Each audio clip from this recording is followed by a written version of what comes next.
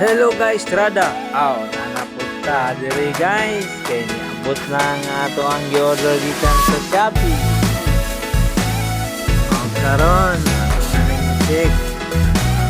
Open guys. Sagin siya legit guys ha. Diba, sige padalaan tagbatuan ni guys. O diba, halo vlog guys ha. Biktima na butaan ni guys. Kanila siya guys, kuha ni siya guys, gamit ni para indoor guys, kanang kulang naman tag time para magsikat-sikat sa gawas, gari na lang ta sa sulod. Grabe na po kainit sa gawas guys. Maora niya yung itsura guys oh. Try na kita ni yun, kung sa yun siya kaligit yun. Kung sa yun ba, kasi makusgan patani po.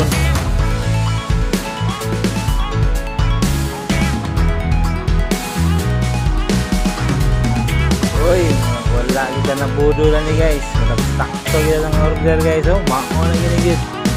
Kompleto kita yun. Okay, check natin niya. Okay, ang yang quick release. Okay, good kaya guys. Mao gid. Kane. Karon guys, nakita mo ginagawa nga kompleto. Ato lang yung sit up niya. Ato lang yung tanaw ng sabay gid guys. Ato yung plaster ay ng atong bike. Pagka uman niya, ito rin yung twist niya.